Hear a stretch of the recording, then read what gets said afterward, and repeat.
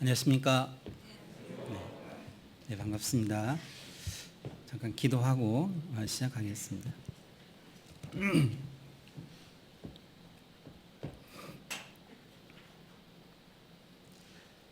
언제나 우리를 사랑하시는 고마우신 하나님 아버지, 참으로 감사를 드립니다.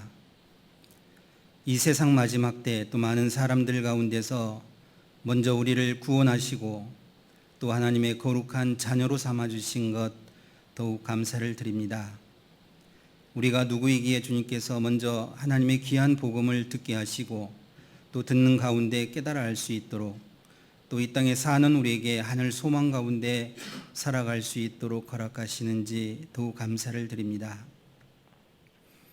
주님께서 지금까지 우리의 행보를 지켜주신 것처럼 우리가 주님 앞에 서는 그 순간까지도 늘 지켜주시고 우리가 더욱 말씀에 순종하며 사는 저희가 될 수 있도록 인도해 주시기를 또 주님께 기도합니다. 무엇보다도 주님께서 우리를 충성되이 여겨 우리에게 하나님의 귀한 복음을 맡겨주셨습니다.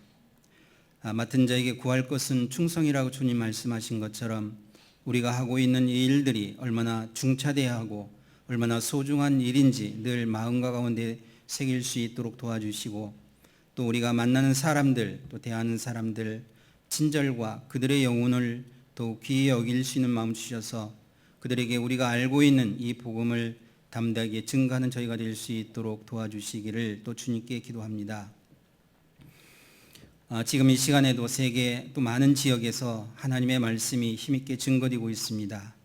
이를 위해서 앞서 행하시는 모든 선교사님들 또 그의 가족들 함께 동역하는 모든 형제자매들 일일이 주님 도와주시고 또 맡은 소임 등에 감당할 수 있도록 늘 인도해 주시기를 또 주님께 기도합니다. 뒤에 있는 저희들 또 그분들을 위해서 또 하는 그 일을 위해서 늘 기도와 관심과 또 물질로 그 일에 동참할 수 있도록 도와주시기를 또 주님께 기도합니다. 주님께서 또 우리에게 2020년 또 한 해를 허락해 주셨습니다. 주님 오시는 그날까지 우리에게 주어진 이 시간들 더욱 주님 앞에 합당하게 살 수 있도록 주님 도와주시옵소서. 오늘 주일을 맞이해서 구원받은 형제자매들 또 말씀과 교제 앞으로 인도해 주신 것 더욱 감사를 드립니다. 그러나 여러 가지 사정으로 인해서 이 자리에 함께하지 못한 지체들이 있다면 그 사정 주님께서 또한 익히 아쉬움에 그 어려움으로부터 또 벗어날 수 있도록 또 다음에 함께할 수 있는 기회를 허락해 주시기를 또 주님께 기도합니다. 이 시간 주님께서 우리에게 나타내시기 원하시는 주님의 거룩하신 뜻 또 우리가 밝히 알아야 될 것들 우리 마음을 또 주장해 주셔서 그 말씀이 또 우리 마음 가운데 심겨질 수 있도록 그리고 우리 삶 가운데 적용될 수 있도록 인도해 주시옵소서. 모든 것 주님께 의지하면서 언제나 우리를 사랑하시는 예수님의 이름으로 기도합니다. 아멘. 오늘 시작하는 말씀 구약 민수기입니다. 민수기 16장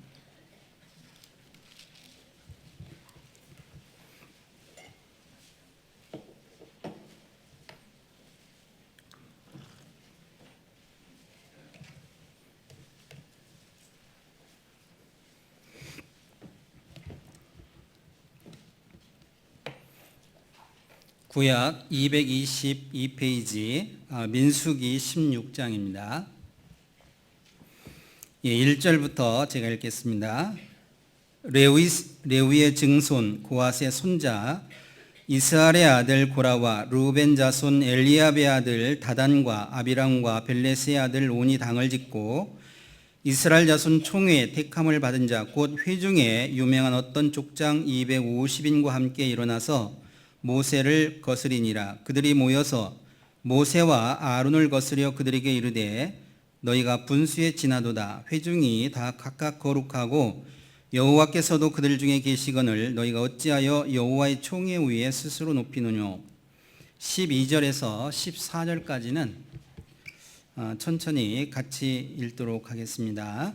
모세가 엘리압의 아들 다단과 아비람을 부르러 보내었더니 그들이 가로되 우리는 올라가지 않겠노라.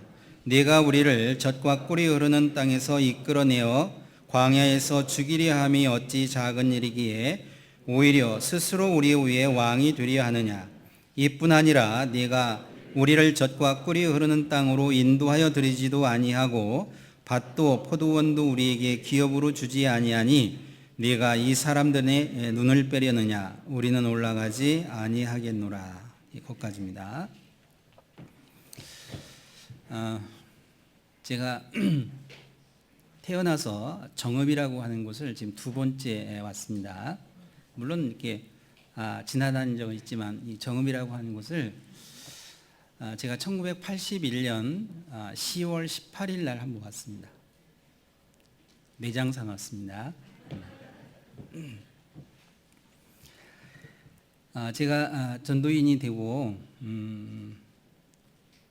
많이 간 곳은 제가 4번까지 갔는데요. 여기 정읍교회는 처음 왔습니다. 제가 아무튼 제가 이렇게 정읍에 올 수 있게 돼서 너무 반갑고, 또 이곳에 우리 이상현 목사님 이번에 새로 오셨잖아요. 제가 개인적으로 너무 존경하고 또 우리 정읍교회에 큰 복이 아무튼 교회 오셨습니다. 그죠? 예. 아무튼 정읍교회에 너무나 큰 힘이 될 거다 이렇게 생각이 됩니다. 우리가 2020년 시작이 됐습니다. 저는 개인적으로 2020년 이렇게 생각하니까요, 이게 꿈인가 생시인가 그렇습니다. 제가 구원 받을 그 당시만 해도 2000년이라고 하는 것이 올 거라고 상상도 못했습니다. 그런데 2000년이 벌써 이제 지난 지가 벌써 한 20년이 됐잖아요. 그래서 현재 일어나는 여러 가지 상황들을 보면 주님께서 다시 오시겠다라고 하는 그런 징조들이 너무나 이렇게 분명하게 보이고 있습니다. 그래서 주님이 오래 오셔도 틀림이 없습니다. 그래서 제가 개인적으로 아무리 보수적으로 잡아도요, 뭐 20년을 넘을 수는 없을 것 같습니다. 그래서 아무튼 주님이 오실 날이 너무 가까운 이때 하나님께서 또 마지막 시대 때 우리에게 귀한 복음을 맡겨주셨잖아요. 그래서 아무튼 언제 오실지 모르지만은 주님 오신 그날까지 하나님께서 우리에게 맡겨주신 이 복음을 위해서 우리가 더욱 정말 하나가 돼서 그 일에 우리가 진력하는 저희가 됐으면 좋겠다 이렇게 생각이 됩니다. 저 개인적으로 저는 민수기를 굉장히 좋아합니다. 민수기를 왜 제가 좋아하느냐면 민수기에는 우리 신앙생활하는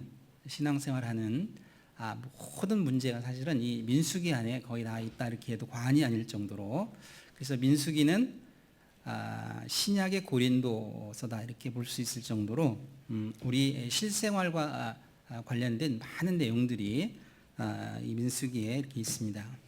그래서 오늘 민수기 같이 읽은 이 말씀을 통해서 몇 가지 좀 말씀을 상고하도록 이렇게 하겠습니다.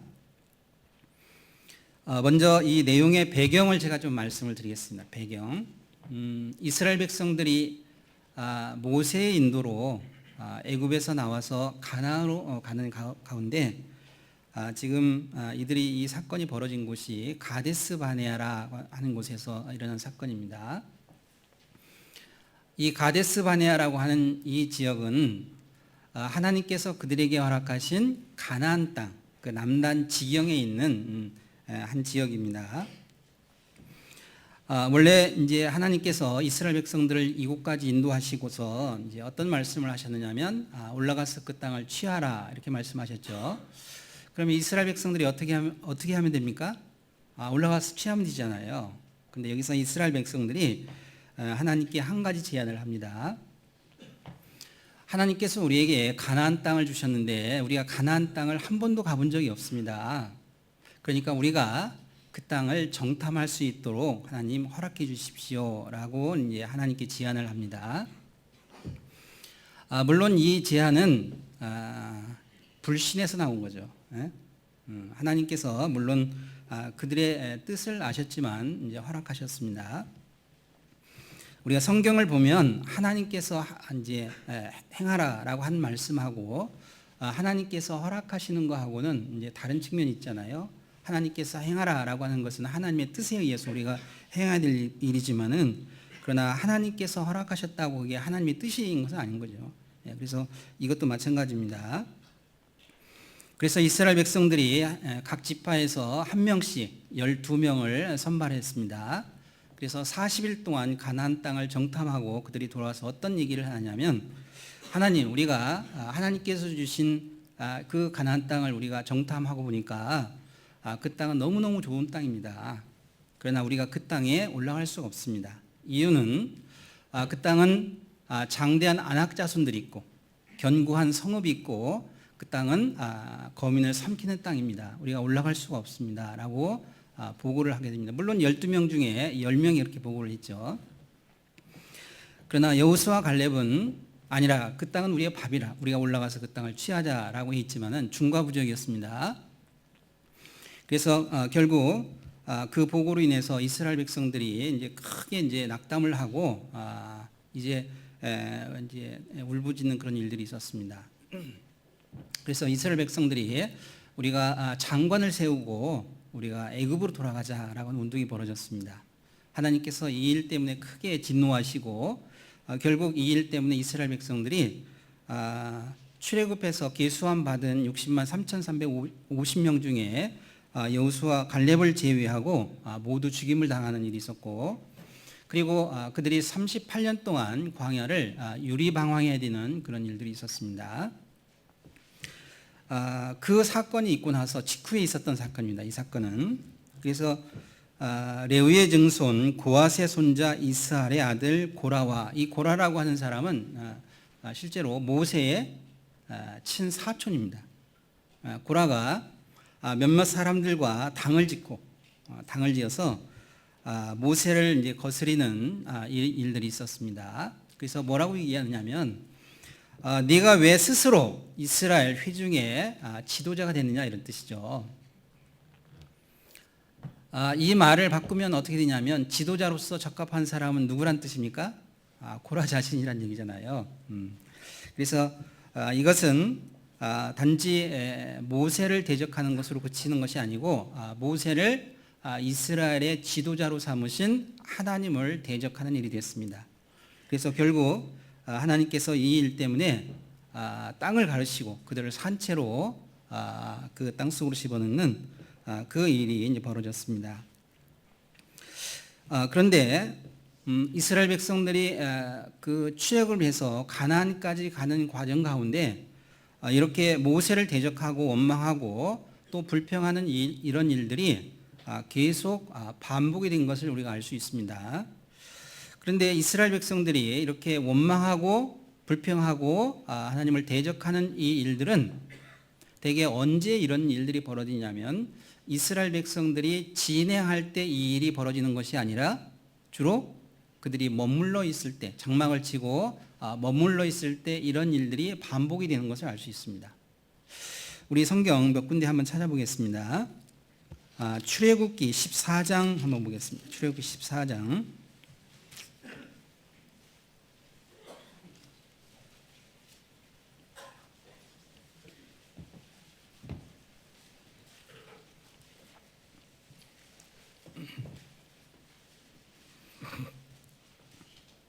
출애굽기 14장 1절. 여호와께서 모세에게 일러 가라사대 이스라엘 자손을 명하여 돌쳐서, 이 돌쳐서라고 하는 말은 가던 길을 돌이켜서 이런 뜻입니다. 가던 길을 돌이켜서 바다와 믹돌 사이에 비하이롯 곧 바알스본 맞은편 바닷가에 어떻게 하니? 장막을 치게 하라 그랬잖아. 장막을 치게 하라. 바로가 이스라엘 자손에게 대하여 말하기를 그들이 그 땅에 아득하여 광야에 갇힌 바 되었다 할지라. 내가 바로의 마음을 강팍해 한즉 바로가 그들의 뒤를 따르리니 내가 그와 그 온 군대를 인하여 영광을 얻어 애굽 사람으로 나를 여호와인 줄 알게 하리라 하시매 우리가 그대로 행하니라. 어떤 내용인지 아시죠? 이스라엘 백성들이 430년 동안 애굽에서 머물러 있다가 그들이 모세의 인도로 고센 땅을 출발해서 이제 가나안 땅으로 가고 있는 그 출발하는 상황이죠. 근데 하나님께서 그들을 해변길로 인도하신 게 아닙니다. 그래서 해변길로 해서 이렇게 올라가면 금방 올라갈 수 있는데 하나님께서 그쪽으로 인도하신 것이 아니라 남쪽으로 이렇게 인도하셨죠. 그래서 그들이 앞에 홍해가 가로막고 있었습니다. 그래서 그 소식을 듣고 애굽의 바로가 군대를 이끌고 이제 추격해오는 그런 상황입니다. 10절 바로가 가까워올 때 이스라엘 자손이 눈을 들어본즉 애굽 사람들이 자기 뒤에 미친지라. 이스라엘 자손이 심히 두려워하여 여호와께 부르짖고 그들이 또 모세에게 이르되 애굽에 매장지가 없으므로 당신이 우리를 이끌어내어 이 광야에서 죽게 하느뇨. 어찌하여 당신이 우리를 애굽에서 이끌어내어 이같이 우리에게 하느뇨. 우리가 애굽에서 당신에게 구한 말이 이것이 아니뇨. 이르기를 우리를 버려두라. 우리가 애굽 사람을 섬길 것이라 하지 아니하더뇨. 애굽 사람을 섬기는 것이 광야에서 죽는 것보다 낫겠노라. 이들이 이제 원망하면서 이제 하는 얘기입니다. 그래서 이스라엘 백성들이 왜 원망을 하느냐면 앞에는 홍해 바다가 지금 막혀 있고 가로놓여 있고 뒤에는 애국 군대가 지금 추격해 오는 상황입니다. 이스라엘 사람들 입장에서 오면 이제 진퇴양난 상황이잖아요. 그래서 원망하면서 왜 우리를 그 애굽에서 이끌어내서 여기서 죽이려고 우리를 지금 인도했느냐라고 지금 원망하고 있습니다. 그러면서 12절에 보면 우리가 애굽에서 당신에게 구한 말이 이것이 아니뇨. 이르기를 우리를 버려두라. 우리가 애굽 사람을 섬길 것이라 하지 아니하더뇨 라고 얘기하고 있는데 이게 사실입니까? 거짓입니까? 거짓이잖아요. 이들이 400년 이상 그 종살이 하면서 그것이 얼마나 힘들었으면 그들이 하나님께 부르짖었죠. 뭐라고 부르짖었습니까? 하나님, 우리가 명색이 하나님 백성이 아닙니까? 그런데 우리가 어떻게 이 이방인들에게 이렇게 짓밟히는 것이 이게 맞습니까? 우리를 구원해 주십시오라고 그들이 하나님께 부르짖었습니다. 그래서 하나님께서 모세를 보내서 지금 인도하시는 과정이잖아요. 그런데 이들이 지금 이제 우리가 애굽 사람을 섬기려고 했는데 왜 굳이 우리를 애굽에서 우리를 인도하려고 해서 우리를 여기서 죽이려고 하느냐라고 지금 이렇게 원망하고 있잖아요. 근데 지금 이 원망하는 상황도 이들이 어떤 상황이라는 거죠? 장막을 치고 머물러 있는 상황에서 지금 원망하고 있습니다. 그런데 이 원망이 어떻게 이제 바뀌느냐면 하나님께서 그 홍해를 가르시고 그들을 그 홍해로 이제 통과하는 가운데 그들이 진행하는 가운데 그 원망과 불평이 뭘로 바뀌었다는 거죠? 찬양과 감사와 또 기쁨으로 바뀌는 것을 볼 수 있습니다. 그래서 이스라엘 백성들이 진행할 때는 원망이 별로 없습니다. 늘 머물러 있을 때 이런 식으로 원망과 불평이 나오는 것을 알 수 있습니다. 16장도 한번 보겠습니다. 16장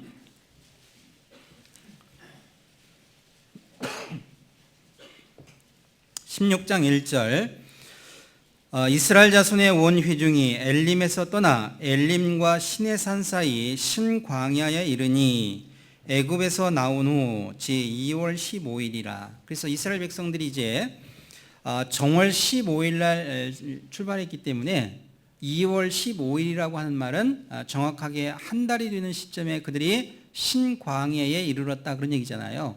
그래서 이들이 이곳에 장막을 쳤습니다. 2절 이스라엘 온 회중이 그 광야에서 모세와 아론을 원망하여 그들에게 이르되 우리가 애굽 땅에서 고기 가마 곁에 앉았던 때와 떡을 배불리 먹던 때에 여호와의 손에 죽었다면 좋았을 것을 너희가 이 광야로 우리를 인도하여 내어 이 온 회중으로 줄여죽게 하는도다.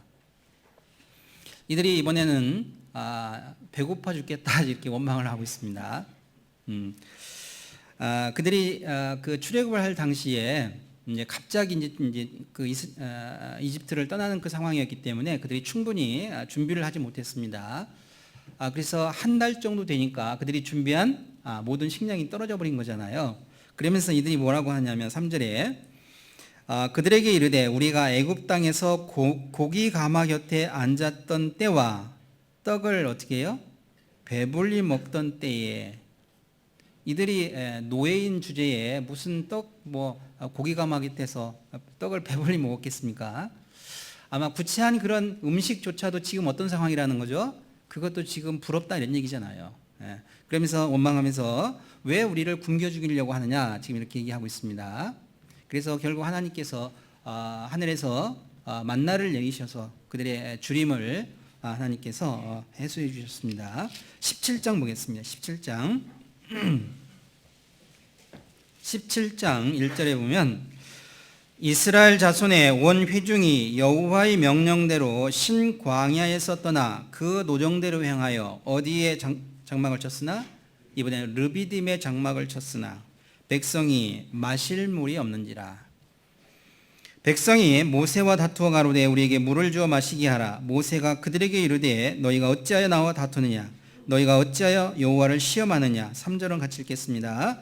거기서 백성이 물에 가라매 그들이 모세를 대하여 원망하여 가로되 당신이 어찌하여 우리를 애굽에서 인도하여 내어서 우리와 우리 자녀와 우리 생축으로 목말라 죽게 하느냐. 이번에는 그들이 그 물이 없어서 지금 원망하고 있잖아요. 그래서 하나님께서 결국 반석에서 물을 내셔서 그들의 갈증을 또 해소해 주시는 일이 있었습니다. 그런데 이런 원망과 불평이 앞으로도 그들이 가나안 땅에 가는 과정 가운데요 계속 반복이 되는데, 그런 반복되는 상황들을 보면 진행하는 상황이 아니고 늘 머물러 있을 때 이런 일들이 계속 반복이 됩니다. 그런데 이런 원망과 불평이라고 하는 것이 출애굽 과정에서만 일어난 것이 아니고 마땅히 진행해야 됨에도 불구하고 앞으로 나아가야 됨에도 불구하고 그들이 머물러 있을 때는 늘 문제가 야기되도록 되어 있습니다. 여기서만 그런 것이 아니라 우리 창세기 35장 한번 보겠습니다. 창세기 35장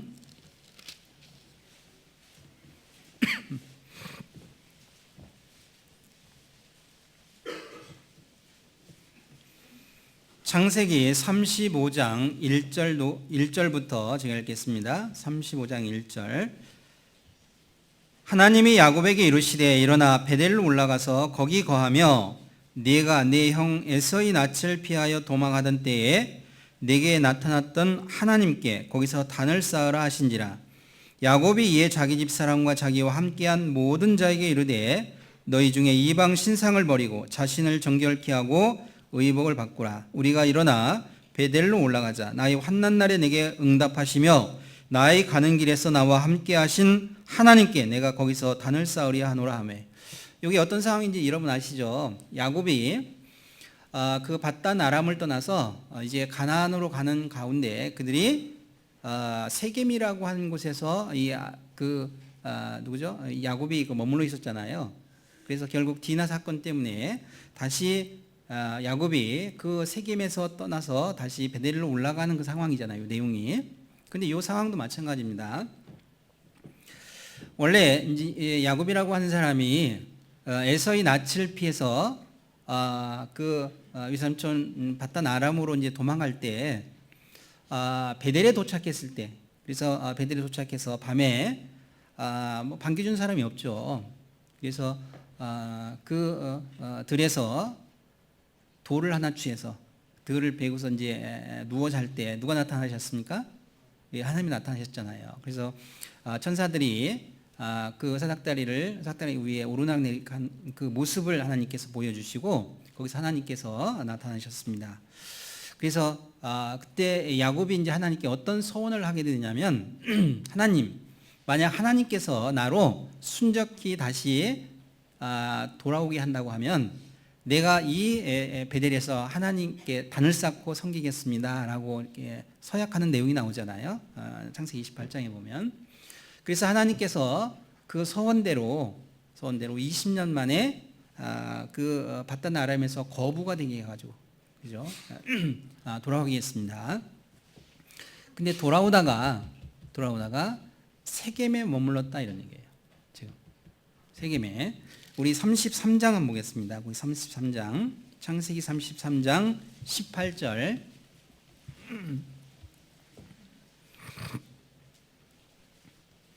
창세기 33장 18절.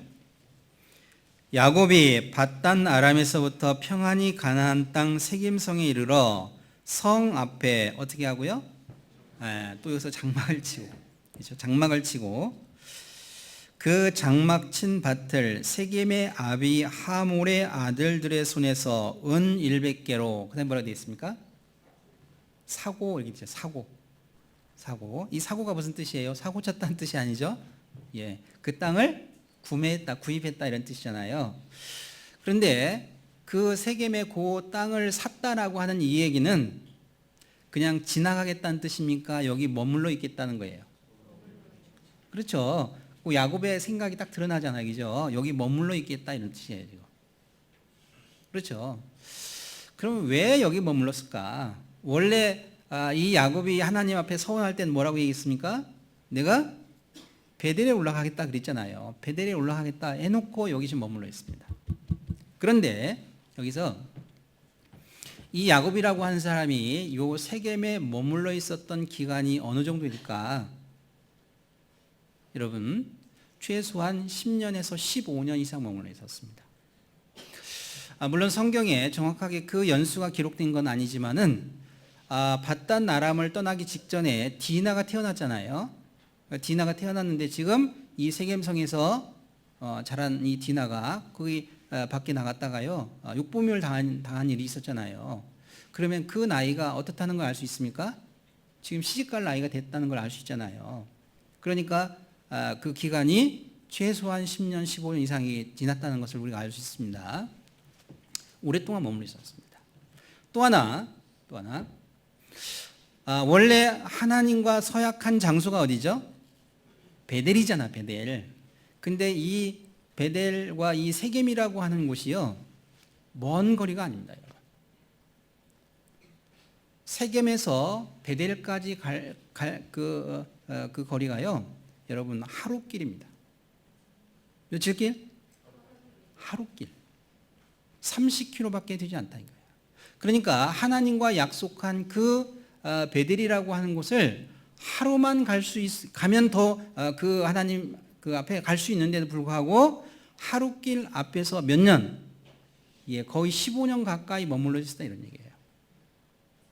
그러면 왜 이 세겜에 그렇게 오랫동안 머물러 있었을까라고 우리가 생각이 되잖아요.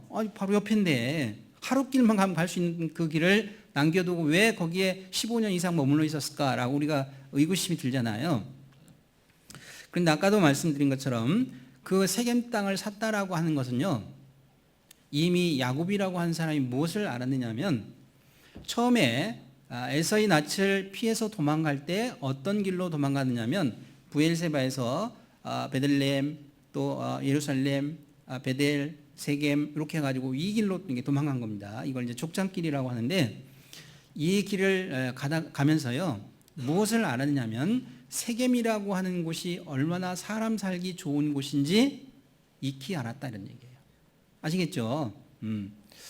그래서 이 세겜이라고 하는 곳은 실제로 사람 살기가 너무 좋은 곳입니다. 예나 지금이나 사람들이 많이 산다라고 하는 것은 그곳이 사람 살기가 좋은 곳입니까? 안 좋은 곳입니까? 좋은 곳이죠. 예.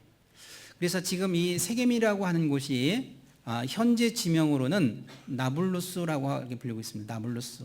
원래 네오폴리스 이런 뜻이죠. 이 나블루스라고 하는 도시는 그 요단강 서쪽, 이제 팔레스타인 사람들이 살고 있는 이 지역인데요. 요단강 서안 지역으로 지금 세 번째 큰 도시입니다. 지금도 세 번째 큰 도시란 얘기는 예나 지금이나 그곳은 사람 살기가 좋은 곳이라고 하는 것을 우리가 이해가 될 수 있잖아요, 그죠? 그런데 이 베델이라고 하는 곳은 예나 지금이나 마찬가지로 사람 살기가 그렇게 넉넉한 곳이 못 된다 이런 얘기예요. 지금도 작은 동네야, 이 베델이라고 하는 곳은. 그래서 이 야곱이 너 왜 여기 머물러 있었냐라고 이렇게 얘기하면 이 베델이 누구죠? 야곱이 이렇게 얘기할 수 있죠.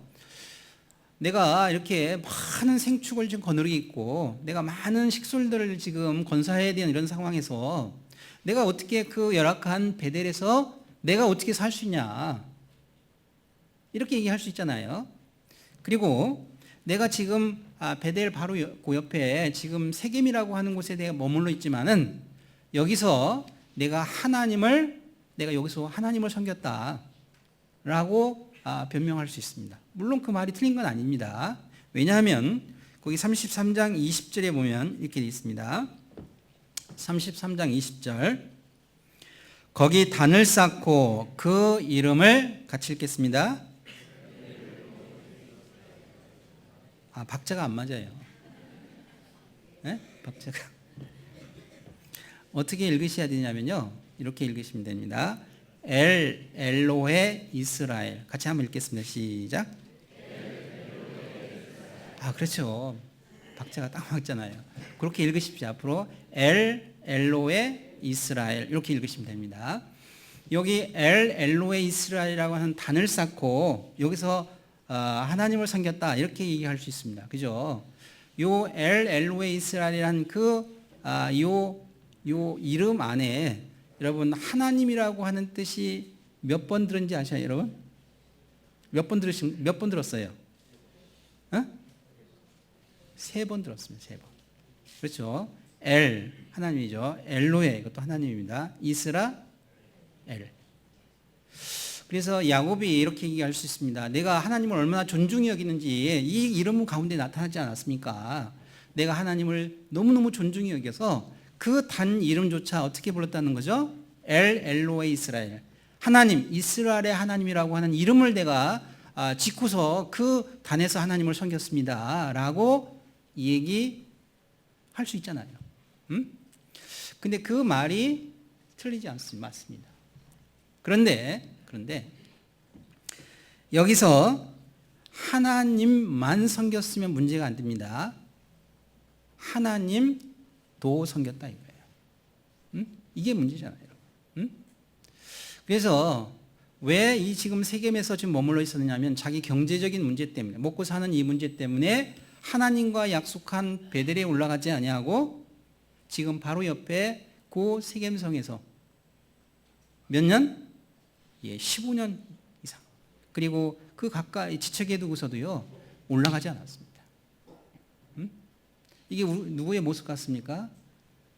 우리의 모습과 별반 다르지 않다라고 하는 것을 알 수 있잖아요.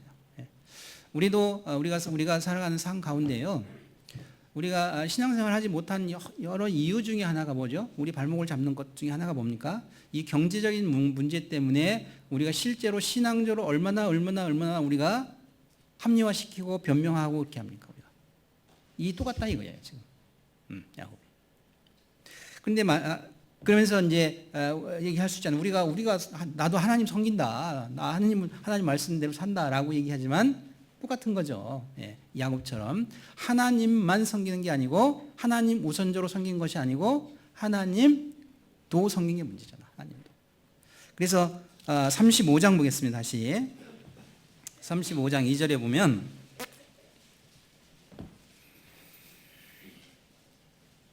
야곱이 이에 자기 집 사람과 자기와 함께한 모든 자에게 이르되 너희 중에 그다음에 뭐라고 되어 있습니까?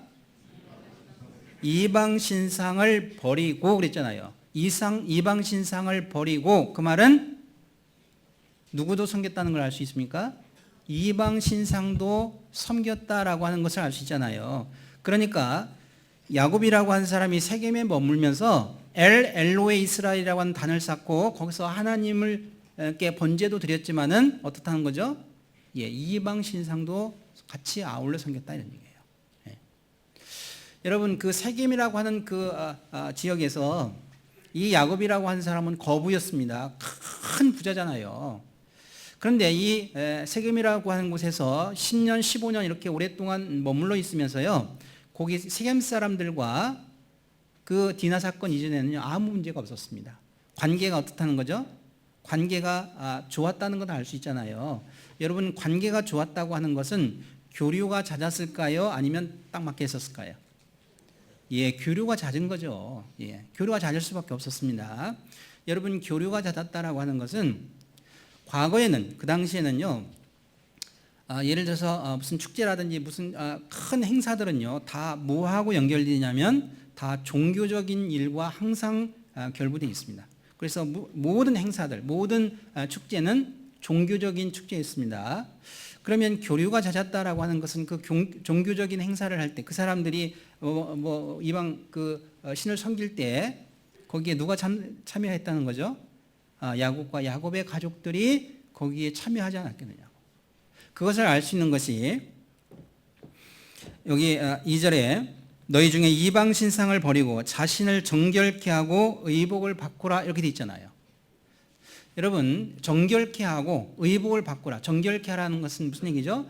그들의 그 습관, 행습이 어떻다는 거죠? 이방 신을 섬기는 그런 행습이 그 삶 가운데 있었다라고 하는 것을 알 수 있고, 또 의복을 바꾸라고 하는 이 말은 무슨 뜻이냐면, 여러분, 우리 시대는 이 옷이라고 하는 것이요, 더위라든지 아니면 추위를 이제 피할 수 있는, 우리 몸을 보호하기 위한 거잖아요. 아니면 자기 취향에 맞고 개성에 맞는 이렇게 그 옷을 다 입는 거잖아요. 자기 개성을 드러내기 위해서. 여기서 이렇게 보니까요, 똑같은 옷을 입은 분이 한 분도 안 계셔. 그렇죠. 근데 과거에는요, 이 옷이라고 하는 것을 내가 어떤 옷을 입고 싶다 해서 아무 옷이나 입을 수 있어요, 없어요? 그렇지 않습니다. 과거에는 이 옷이라고 하는 것이 자기 정체성을 드러내는 거잖아요. 그 사람의 지위라든지 신분이라든지 그 사람의 빈부라든지 아니면 민족이라든지 이런 걸 드러냈다니까. 아시겠죠? 그래서 지금 이 10년 15년 동안 그 세겜에 머물면서 이 야곱이라고 하는 사람 그리고 그 가족들이 그 세겜 사람들과 어떻게 해요? 같이 살았다는 거예요. 똑같이. 그래서 물론 좀 다른 것은 뭐냐면 이방 신상만 섬긴 건 아닙니다. 그죠? 누구도 섬긴 거죠? 하나님도 섬겼지만 그건 차이가 있지만요. 그러나 늘 이방 신상을 섬기는 이방 그 신들을 제사하는 그 일에 늘 참여했다라고 하는 것을 알 수 있습니다. 이처럼 하나님은 뭐라고 말씀하는 거죠? 올라가라고 말씀하는 거예요. 올라가라고. 그런데 올라가지 않았습니다. 머물러 있었습니다. 늘 문제가 있는 거예요. 이처럼 아까 제가 모두에 말씀을 드린 것처럼 이렇게 진행을 해야 됨에도 불구하고 늘 머물러 있을 때 늘 문제가 야기가 됩니다. 그런데 이것이 비단 이 성경적인 이런 상황만 그런 것이 아니고 우리 신앙적인 문제에 있어서도 똑같다 그런 얘기입니다. 여러분. 우리 신앙이라고 하는 거 마찬가지입니다. 신앙도 성장해야 된다고 말씀하고 있잖아요. 여러분, 우리가 구원받는 믿음이라고 하는 것은 우리가 구원받을 때 구원받을 때 그 믿음의 크기가 여러분 하나님께서 우리에게 황소만한 믿음, 태산만한 믿음을 요구하시는 게 아닙니다. 그죠? 어떤 믿음만 있어도 넉넉합니까? 여러분 겨자씨만한 믿음만 있어도 천국 가는데 부족함이 있어요, 없어요? 넉넉합니다, 여러분. 여러분 하나님은 모든 사람이 구원을 받으며 진리를 아는 데 이르기를 원하시느니라. 하나님은 모든 사람이 구원받기 원하시기 때문에 우리한테 태산만한 믿음을 요구하시는 게 아닙니다. 황소만한 믿음을 원하시는 게 아니잖아요. 그게 감사한 거잖아요, 여러분. 그런데 우리가 믿음이라고 하는 것이 구원받을 때는 겨자씨만한 믿음이 충분하지만 그 믿음이 그 상태로 머물러 있는 것을 하나님이 원하실까요? 원하시지 않을까요? 원하시지 않는다는 거예요. 믿음이 자라기를 하나님이 원하신다니까. 그래서 모든 생명체는 자라는 속성이 있잖아요. 근데 자라지 않는다. 이거 문제가 있는 거잖아요, 여러분. 그래서 성경에서는 믿음이 크기가 다르다라고 말씀하고 있잖아요. 믿음의 크기가 다릅니다, 여러분. 그래서 마태복음 8장에 보면 예수님께서 백부장의 믿음을 말씀하면서 내가 이만한 믿음을 보지 못했다 이렇게 말씀하고 있잖아요. 다른 말로 내가 이렇게 큰 믿음을 보지 못했다. 마태복음 15장에 보면 수르보니게 여인의 믿음을 얘기하면서 내 믿음이 크다, 여자의 믿음이 크도다 이렇게 말씀하고 있습니다. 예수님께서 공생의 기간 동안에 내 믿음이 크다라고 얘기한 두 번의 경우가 이 경우잖아요, 여러분. 제자들을 향해서는 믿음이 적은 자다 늘 이렇게 얘기를 했습니다. 그래서 믿음이라고 하는 것은 적은 믿음도 있고 어떤 믿음? 큰 믿음도 있습니다. 그리고 어린아이와 같은 믿음도 있고 장성한 자의 믿음이 있다 이렇게 말씀하고 있잖아요. 로마서 14장 15장에 보면 연약한 자의 믿음이 있고 또 강한 믿음이 있습니다. 그래서 믿음이라고 하는 것은 어떻다는 거죠? 자라는 속성이 있습니다. 그래서 내 믿음의 진보를 보이라고 주님 말씀하신 것처럼 믿음이라고 하는 것은 어떻게 된다는 거죠? 자라야 돼. 아시겠죠? 그런데 마땅히 자라야 됨에도 불구하고 믿음이라고 하는 것이 자라지 않으면 늘 문제가 얘기된다 이거예요. 예. 그렇죠? 그래서 이스라엘 백성들이 진행해야 됨에도 불구하고 진행하지 않고 머물러 있을 때 늘 원망과 불평이 생긴 것처럼 우리 믿음이라고 하는 것, 우리 신앙이라고 하는 것도 마땅히 자라야 됨에도 불구하고 머물러 있을 때 어떻다는 거죠? 예, 늘 문제가 생깁니다. 어떤 형태로 나타나냐면 이스라엘 백성들이 원망과 불평이라고 하는 것이 나타난 것처럼 우리 믿음이 성장하지 않을 때, 우리 믿음이라고 하는 것이 정체됐을 때 우리 삶 가운데 나타나는 것이 늘 원망과 불평이 나타납니다. 여러분. 그래서 우리가 고통이라고 하는 것은 우리 몸의 어떤 부분에 이상이 있다라고 하는 신호가 뭐죠? 그게 고통이잖아요. 마찬가지로 우리 삶 가운데 원망과 불평이라고 하는 것은 우리 신앙적으로 어디가 고장났다, 잘하지 않는다라고 하는 그것을 우리한테 드러내는 바로미터가 뭐죠? 원망과 불평이다 이거예요. 그래서 내 삶 가운데도 내가 우리 삶 가운데요 많은 어려움들이 있잖아요, 여러분. 우리가 구원받고 우리가 주님 앞에 가는 그 순간까지 우리 삶 가운데요, 여러분 항상 하나님께서 무엇을 허락하신다는 거죠? 늘 고난들, 늘 고통들을 우리가 허락하시잖아요, 여러분. 저도 제가 이제 구원받고 나서 이제 또 제가 그 전도인이 되고 나서요, 제가 많은 이렇게 그 신방을 제가 지금 늘 합니다. 제가 새로운 곳에 가면 제가 이번에 새로 맡은 그 지역에 제가 지난주부터 지금 대신방을 제가 돌고 있습니다. 그래서 신방을 이렇게 돌면서 늘 제가 느끼는 게 뭐냐면요, 참 아픔이 많다 그걸 느낍니다. 그래서 그 신방할 때마다 저 가정은 참 고난이 없을 것 같아. 저 가정은 참 어려움이 없을 것 같아 라고 생각하지만 신방을 하다 보면요, 나름대로 다 눈물이 있습니다.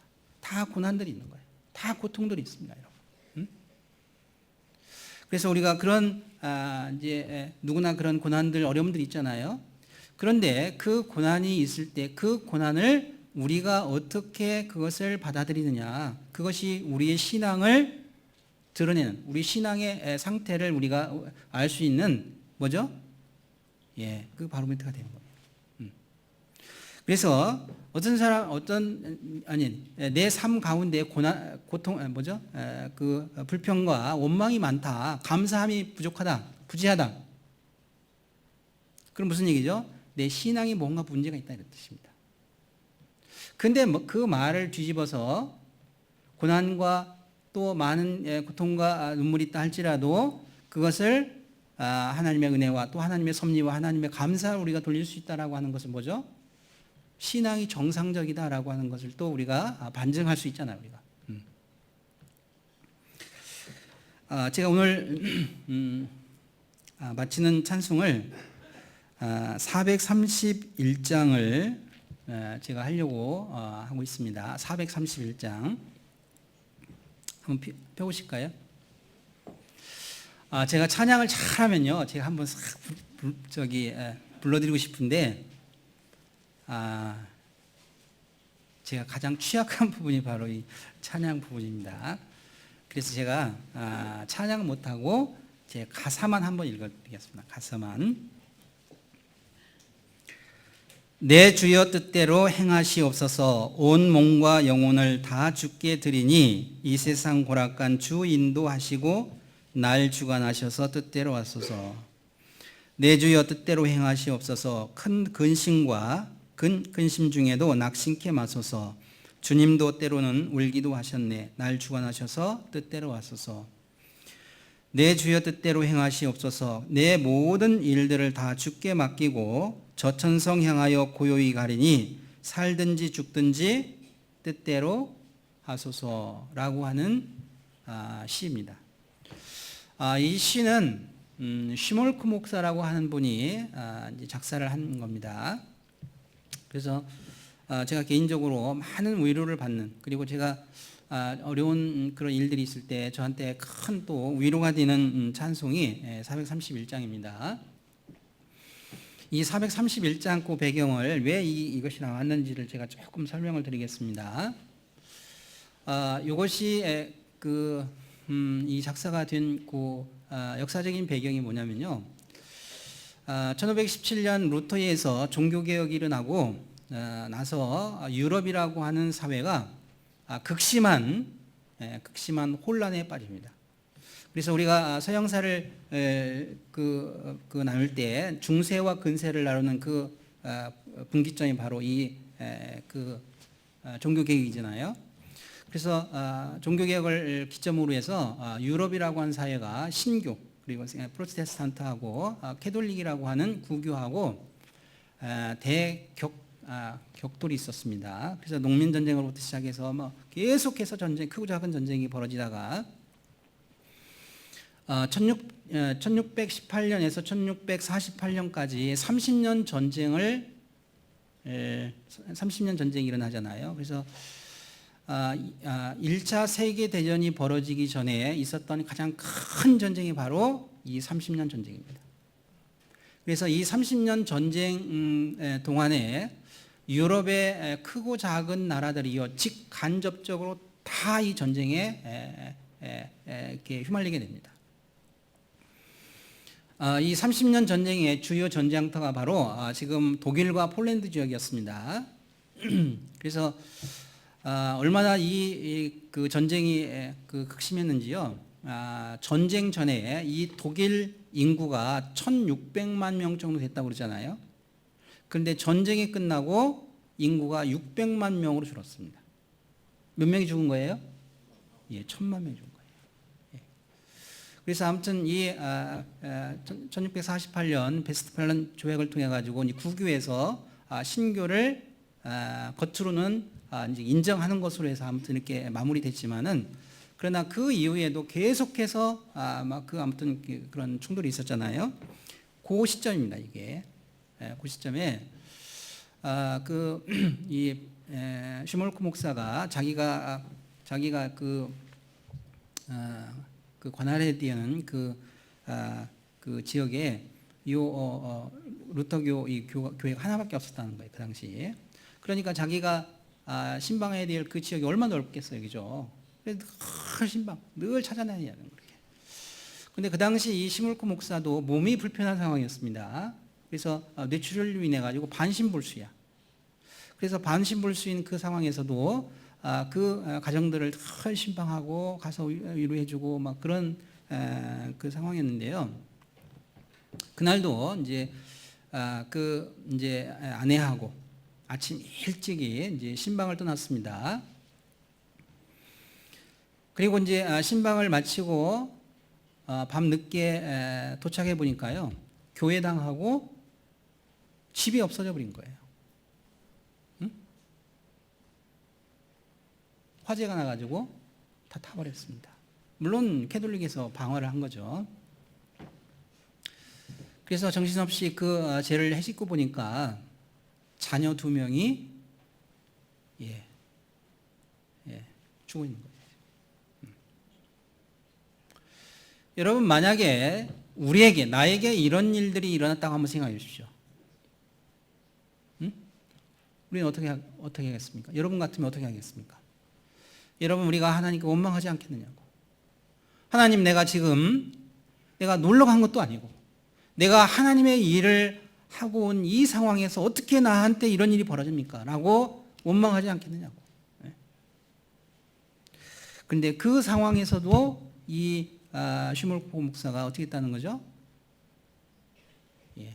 내 뜻대로 주여 주 뜻대로 하소서.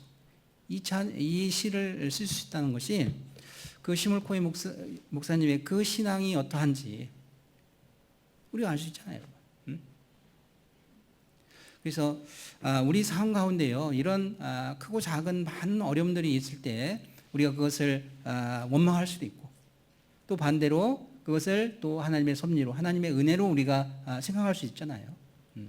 그래서 우리의 신앙이 어떠한지라고 하는 것을 또 알 수 있도록 하나님께서 허락하셨다고 생각됩니다. 그래서 우리의 신앙이, 나의 신앙이 현재 어떠한지를 우리가 한번 또 성찰하는 그런 시간들이 됐으면 좋겠다 이렇게 생각이 됩니다. 우리 민수기 16장 다시 한번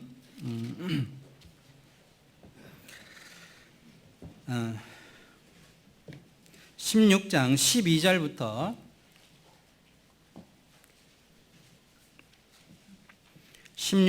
12절부터 14절까지 제가 읽도록 하겠습니다. 모세가 엘리압의 아들 다단과 아비람을 부르러 보내었더니 그들이 가로되 우리는 올라가지 않겠노라. 내가 우리를 젖과 꿀이 흐르는 땅에서 이끌어내어 광야에서 죽이려 하며 어찌 작은 일이기에 오히려 스스로 우리 위에 왕이 되려 하느냐. 이뿐 아니라 네가 우리를 젖과 꿀이 흐르는 땅으로 인도하여 들이지도 아니하고 밭도 포도원도 우리에게 기업으로 주지 아니하니 네가 이 사람들의 눈을 빼려느냐. 우리는 올라가지 아니하겠노라. 고라 일당 중에 이 다단과 아비람이 있었잖아요. 이들이 이제 그 회중 앞으로 나오지 않았습니다. 그래서 모세가 사람을 보내서 그들을 불렀잖아요. 그러니까 그것을 거부하면서 하는 얘기입니다. 우리는 올라가지 않겠노라 얘기하면서 내가 우리를 젖과 꿀이 흐르는 땅에서 이끌어내서 왜 우리를 광에서 죽이려고 하느냐. 그리고 우리를 젖과 꿀이 흐르는 땅에서 이끌어냈으면 우리를 젖과 꿀이 흐르는 땅으로 인도하여 드려야 되는데 왜 이 광야에서 우리를 방황케 하느냐 그런 얘기입니다. 지금. 그래서 제가 남은 시간 이 젖과 꿀이 흐르는 땅이라고 하는 이 의미가 어떤 의미가 있는지 좀 말씀을 드리도록 하겠습니다. 성경에 읽다 보면 젖과 꿀이 흐르는 땅이다라고 하는 표현이 계속해서 반복적으로 나오고 있습니다. 근데 이 젖과 꿀이 흐른다고 하는 이 말은요, 젖과 꿀이 흐르는 땅이라고 하는 이 말은 유대인들의 관형적인 표현입니다. 늘 이제 쓰는 말입니다. 그래서 실제로 뭐 젖과 꿀이 막 흐른다 그런 뜻이 아니고요. 젖과 꿀이 흐르면 어떻게 그런 뜻은 아니고 무슨 뜻이냐면 이런 뜻이에요. 사람 살기 아주 좋은 곳이다 이런 뜻이에요. 젖과 꿀이 흐르는 땅 어떤 땅이라고요? 어떤 곳이라고? 사람 살기가 아주 좋은 곳, 아주 넉넉한 곳, 농사짓기가 아주 좋은 곳 이런 뜻이에요. 아시겠죠? 그래서 우리 이 말을 이제 우리식으로 바꾸면 뭐라고 바꿀 수 있을까요? 무슨 문전옥당, 삼천리 금수광산, 뭐 아주 기름진 땅, 뭐 비옥한 땅, 뭐 이런 땅으로 바꿀 수 있겠죠. 그리고 이 젖과 꿀이 흐르는 땅이라고 하는 이 말은 또 천국의 그림자가 되기도 합니다. 근데 아무튼 이 젖과 꿀이 흐르는 땅 아주 좋은 땅이라고 하는 뜻인데 여기 13절에 보면 내가 우리를 젖과 꿀이 흐르는 땅에서 이끌어내어 이렇게 얘기하고 있잖아요. 그 다음에 14절에 보면 이뿐 아니라 네가 우리를 젖과 꿀이 흐르는 땅으로 인도하여 드리지도 아니하고 이렇게 되어 있습니다.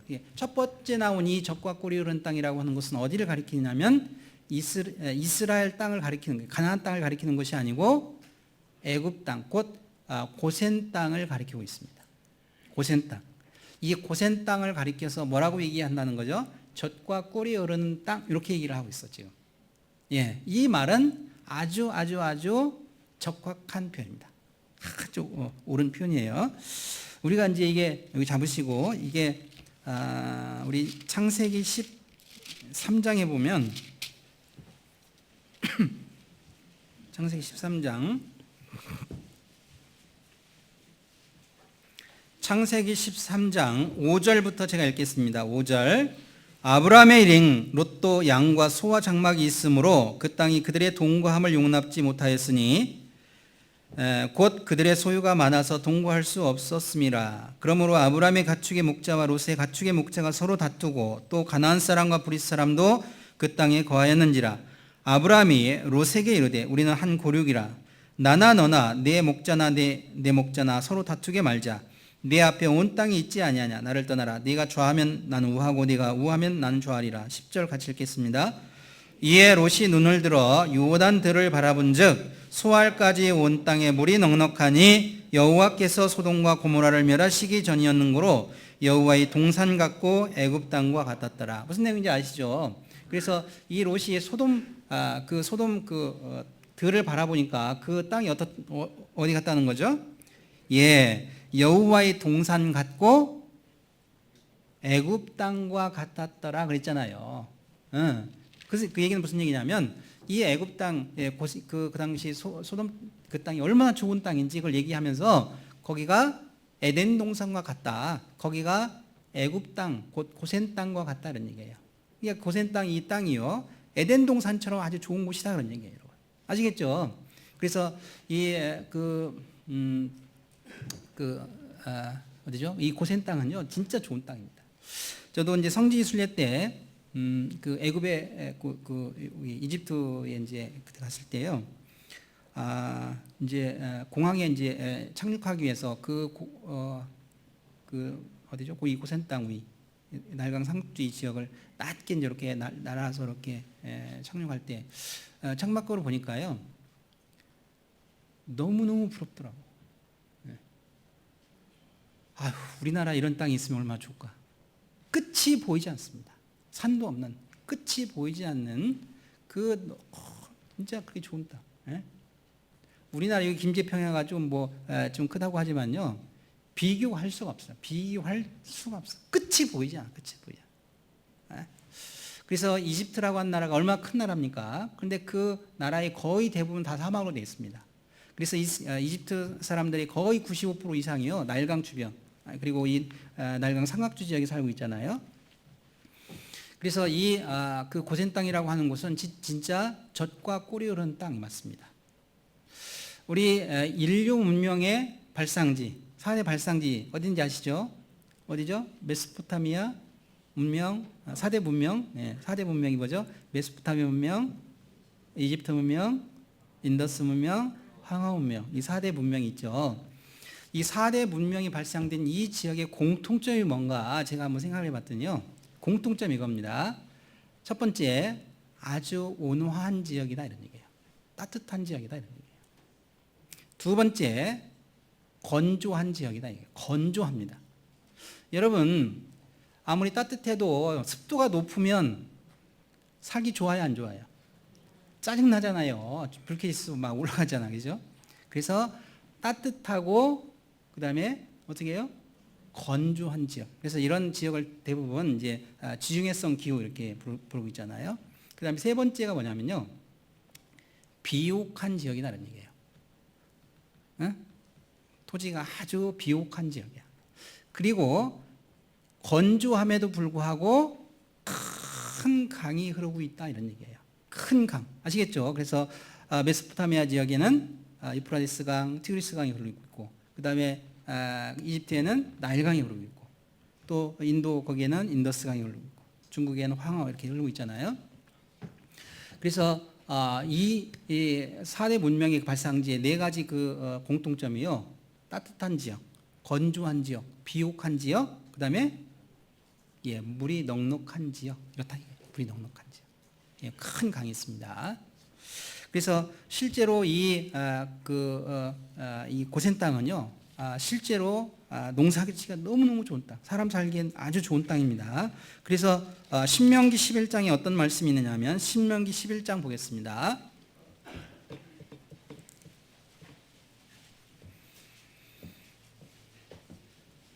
신명기 11장 278페이지,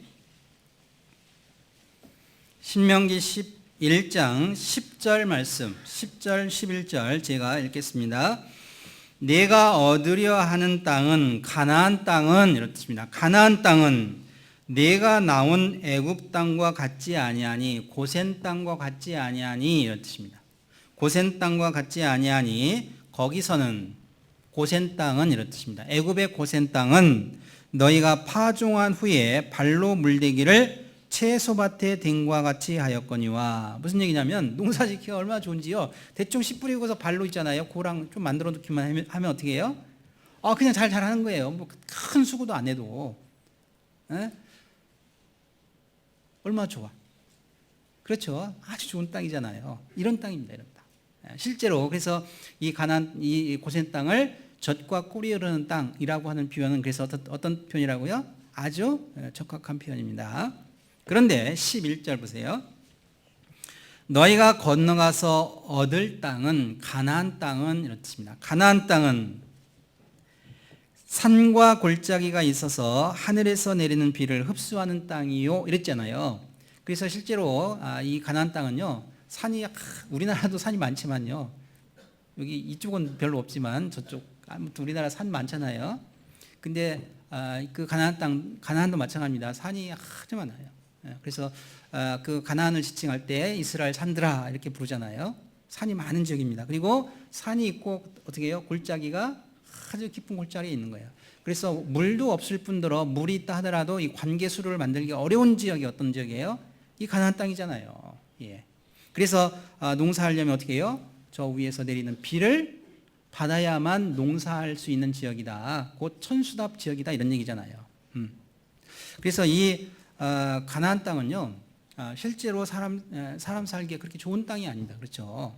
그래서 산이 많다. 그럼 평야가 별로 없잖아요. 그래서 이스라엘은 그 가나안 땅은요, 평야지대가 거의 없어요. 뭐 블레셋 평야, 샤론 평야, 이스라엘 평야 이거 외에는요 거의 다 산지요. 거의 산지.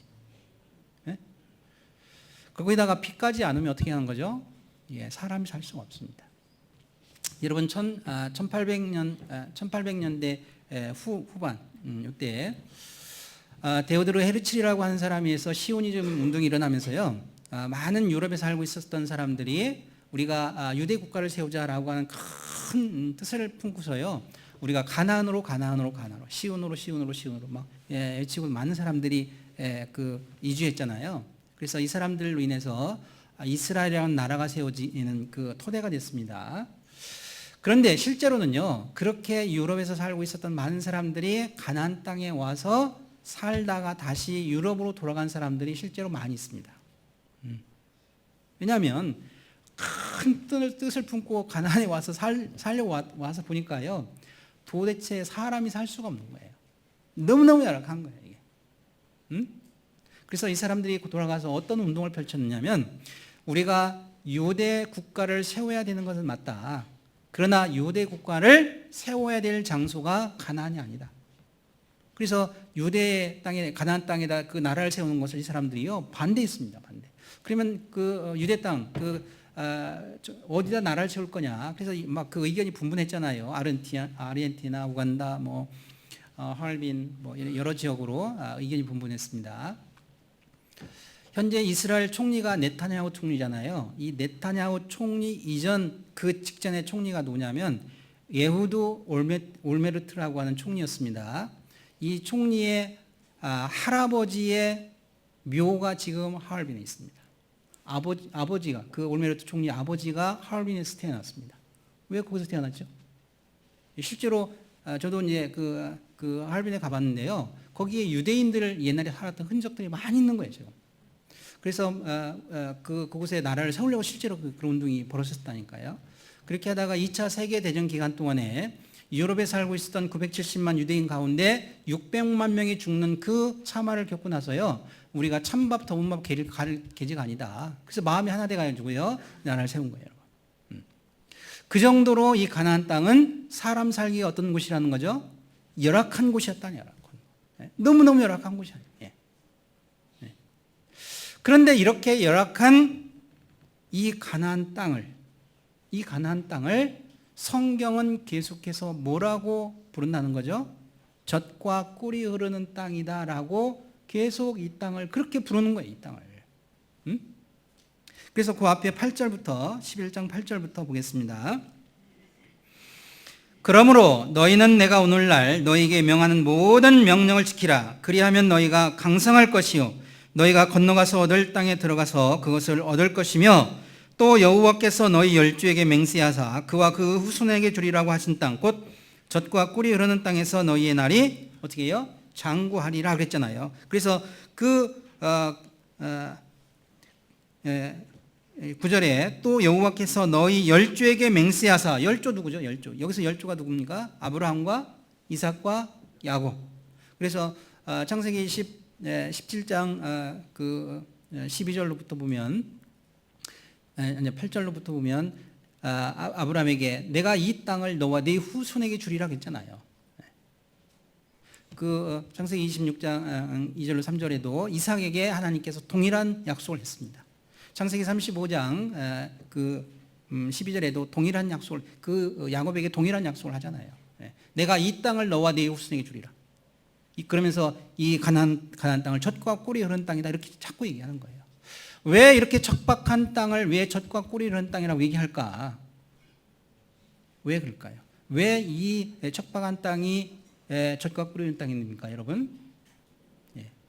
제가 그 이유를 말씀드리겠습니다. 12절 보겠습니다. 12절. 첫 번째 12절. 내 하나님 여호와께서 어떻게 해요? 권고하시는 땅이라 그랬잖아. 권고하시는 땅이라. 세초부터 세말까지 1월 1일부터 12월 31일까지 이런 뜻이죠. 내 하나님 여호와의 눈이 항상 그 위에 있느니라. 이 권고하시는 땅, 권고하다라고 하는 이 말이 여러 의미가 있는데 이 권고하다는 말 가운데 어떤 의미가 있느냐면 자주 찾아가다 그런 뜻이 있습니다. 자주 찾아가다, 자주 찾아가보다 이런 뜻이 있습니다. 여러분, 자주 찾아간다라고 하는 것은 그 말에는 어떤 의미가 있느냐면 관심이 있다 그런 얘기예요. 관심이 있으면 자주 찾아가요, 안 찾아가요? 여러분, 부모님 관심이 있으면 자주 찾아가요, 안 찾아가요? 관심이 없으면 여러분 부모님 좀 자주 좀 찾아뵀으면 좋겠어요. 아시죠? 저도 이제 저희 부모님 이제 다 돌아가셨는데요. 살아생전에 지금도요 자주 찾아뵙지 못한 것이요 막 지금도 이렇게 가슴에 늘 이렇게 맺혀 있어. 그래서 우리가 그 부모님들 조금 늘 좀 자주 찾아뵙고 이렇게 하셨으면 좋겠습니다. 그래서 이 권고하다라고 하는 그 말에는 하나님의 관심이 집중되어 있는 곳이다 이런 뜻이에요. 하나님의 관심이 어디에 집중되어 있다고요? 가나안 땅에 집중되어 있다 이런 얘기예요. 가나안 땅에. 세추부터 세말까지 내 하나님 여호와의 눈이 항상 그 위에 있느니라. 하나님의 눈이요 항상 주시하고 있습니다. 그곳에. 왜 그렇게 하시냐면 거기 누가 있으니까? 하나님의 백성 이스라엘이 거기 있으니까. 그래서 하나님의 눈이 항상 그 위에 있습니다. 그래서 어떻게 하시냐면 이렇게 하는 거예요. 13절부터 보면 내가 오늘날 너희에게 명하는 나의 명령을 너희가 만일 청종하고 너희의 하나님 여호와를 사랑하여 마음을 다하고 성품을 다하여 섬기면 조건이죠. 섬기면 14절 15절 같이 읽겠습니다. 여호와께서 너희 땅에 이른 비 늦은 비를 적당한 때에 내리시리니 너희가 곡식과 포도주와 기름을 얻을 것이요 또 육축을 위하여 들에 풀이 나게 하시리니 네가 먹고 배부를 것이라. 이렇게 되어 있습니다. 무슨 얘기냐면 이런 거예요. 하나님께서 그들에게 척박한 가나안 땅을 허락하셨지만 그들이 하나님의 말씀을 순종하면, 하나님만 의지하면, 하나님만 바라보면, 하나님께만 부르짖으면 이런 뜻입니다. 그러면 어떻게 하신다는 거죠? 하나님께서 이른 비와 늦은 비를 때를 따라서 내려주시겠다 이런 얘기입니다. 이게 어떤 의미냐면 이런 뜻입니다. 이른 비라고 하는 것, 이른 비, 늦은 비라고 하는 것이 이제 이스라엘 절기상으로 이스라엘은요 건기와 우기로 나눠집니다. 건기와 우기. 그래서 6개월 동안은 비가 안 오고 6개월 동안은 비가 내리고 이렇게 하는데요. 이른 비라고 하는 것은 우리는 이제 좀 있으면 우리가 설이잖아, 설. 음력 1월 1일 설이잖아요. 근데 이스라엘 사람들도 음력을 씁니다. 음력을 쓰는데요. 근데 이스라엘 사람들의 새해는 언제냐면요. 우리나라 9월 달, 10월 달 요때가 새해가 됩니다. 그래서 이스라엘 달력으로 그때 그 종교력으로 하면 7월 달입니다. 7월 1일. 그래서 7월 1일이 그 사람들의 설이야. 그래서 7월 1일 그때가 이제 양력으로 하면 9월, 10월 이렇게 되는데요. 그래서 요때 9월, 10월, 11월 요때 내리는 비를 뭐라고 하냐면 이른 비 이렇게 얘기합니다. 이른 비. 그래서 요때는 이 내리는 비가 어떤 역할을 하냐면 이제 그 씨를 뿌리기 위해서요 땅을 갈고 이제 씨를 뿌릴 때 그때 내리는 비를 무슨 비라고 해요? 이른 비 이렇게 합니다. 그래서 그렇게 하면 어떻게 되죠? 씨가 이제 발화가 되고 활착이 돼가지고 잘 자라잖아요. 그래서 혹시 잘 자랍니다. 늦은 비라고 하는 것이 이것은 이제 이스라엘 달력으로 12월 달 아니면 1월 달 이때 내리는 비를 늦은 비 이렇게 얘기합니다. 양력으로 하면 1, 2월 달, 2, 3월 달 때 내리는 비를 이제 늦은 비 이렇게 얘기합니다. 그래서 이제 이른 비에 내려가지고 씨를 뿌리고 이제 겨울에 자라는 거예요. 그리고 1, 2월 달, 2, 3월 달 이때 이제 늦은 비가 내려가지고요. 이때는 어떤 역할을 하냐면 비가 열매를 충실하게 하는 비입니다. 그래서 처음에 싹이 날 때 비를 내려주시고 또 열매를 충실하게 하는 그 비를 내려주십니다. 이른 비, 늦은 비가 그런 역할을 하는 거예요, 여러분. 아시겠죠? 그렇게만 하면 이스라엘이 어떻게 하냐면요, 너무너무 풍성합니다. 그런데 아까 제가 말씀드렸습니다. 여러분, 인류 문명의 4대 발상지 말씀드렸죠, 그죠? 네 가지 공통점 말씀드렸잖아요, 그죠? 첫 번째, 온화하고, 두 번째, 건조하고, 세 번째, 비옥하고, 네 번째, 큰 강이 있어서 물이 풍성하다 이렇게 했는데요. 요 네 가지 중에 이스라엘은 그 가나안 땅은 뭐만 부족하냐면 강만 없다 이런 얘기예요. 풍성한 물만 없다 이런 얘기예요. 그 세 가지는 다 갖춰졌어. 그래서 아주 온화하고 건조하고 아주 비옥한 땅입니다. 아시겠죠? 근데 뭐만 없다고요? 뭐만 없다고요? 물만 없습니다. 물만. 근데 이 없는 물을 하나님께서 어떻게 하시겠다고요? 어떻게 보충하시겠다고? 이른 비와 늦은 비를 통해서 그 부분을 해결해 주시겠다 이런 얘기예요. 그러니까 이스라엘이 하나님을 향해서 부르짖기만 하면, 하나님을 향해서 향했기만 하면, 하나님의 말씀을 순종만 하면 하나님께서 어떻게 해요? 이른 비와 늦은 비를 적당하게 내려주신다 이런 얘기예요. 그러면 아까도 말씀드렸던 그 4대 발상지하고 같아요, 틀려요? 똑같잖아요, 여러분. 그래서 실제로 이스라엘에요, 이른 비, 늦은 비가 적당하게 내리기만 하면요, 이스라엘은 아주 곡식이 잘 자랍니다. 여러분, 우리가 그래서 알 수 있는 것이 이스라엘 백성들이 가데스 바네에서 아까 정탐을 떠날 때 그들이 40일 동안 가나안 땅을 정탐하고 돌아올 때 그들이 가져온 것 중에 하나가 뭐죠? 포도 한 숭이를 장정 2명이 이렇게 메고 왔잖아요, 여러분. 그런 식으로 이스라엘은요, 물만 풍성하면, 물만 공급이 되기만 하면 가나안 땅은 사람 살기 어떤 곳이라고요? 실제로 젖과 꿀이 흐르는 땅이 됩니다. 실제로. 아시겠죠? 그래서 첫 번째, 그래서 그 젖과 꿀이 흐르는 땅이란 첫 번째 의미는 하나님의 관심이 집중되어 있는 곳이다라고 하는 뜻이고, 두 번째는 실제로 비만 내리면 그 땅이 젖과 꿀이 흐르는 땅이 됩니다. 실제로. 아시겠죠? 그래서 가나안 땅은 그렇게 좋은 땅입니다. 실제로는. 비와 적당하게 하나님께서 이른 비와 늦은 비만 적당하게 내려주시면 하면 이스라엘 땅은 실제로 그렇게 좋은 땅이 됩니다. 아시겠죠? 그런데 문제가 있죠. 16절 17절 너희는 스스로 삼가라. 두렵건대 마음에 매혹하여 돌이켜 다른 신들을 섬기며 그것에게 절함으로 여호와께서 너희에게 진노하사, 같이 읽겠습니다. 하늘을 닫아 비를 내리지 아니하여 땅으로 소산을 내지 않게 하심으로 너희가 여호와의 주신 아름다운 땅에서 속히 멸망할까 하노라. 그래서 그들이 만약에 하나님을 향하지 아니하면, 그들이 하나님께 부르짖지 아니하면, 하나님만 섬기지 아니하면 어떤 일을 하나님께서 어떻게 하신다는 거죠? 하나님이 하늘을 닫아버리겠다 이런 얘기예요. 그들의 생명의 그 근원이 된 그 물이 하늘에서 내려오는데 그 하늘을 닫아버리면 그들이 어떻게 해요? 살 수 있어요, 없어요? 그렇게 해놓으셨다 이런 얘기예요. 제가 이 말씀을 생각하다가요, 어떤 생각이 들었냐면, 그래도 하나님, 그래도 이스라엘 땅 어디죠? 이집트 땅처럼 좋은 땅 주셨으면 얼마나 좋아요. 왜 꼭 그런 땅을 주시냐고. 근데 여러분, 이게 은혜입니다, 여러분.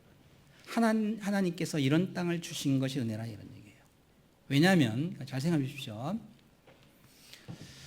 이스라엘이 젖과 꿀이 흐르는 고센 땅에서 몇 년 살았다는 거죠? 430년 살았습니다. 근데 430년 살았지만 그들이 실제로 젖과 꿀이 흐르는 혜택을 누렸습니까? 못 누렸습니까? 누리지 못했다니까. 네? 왜 그들이 젖과 꿀이 흐르는 그렇게 좋은 땅에 430년 동안 살았음에도 불구하고 그 혜택을 누리지 못했습니까? 응? 이게 문제인 거예요. 응?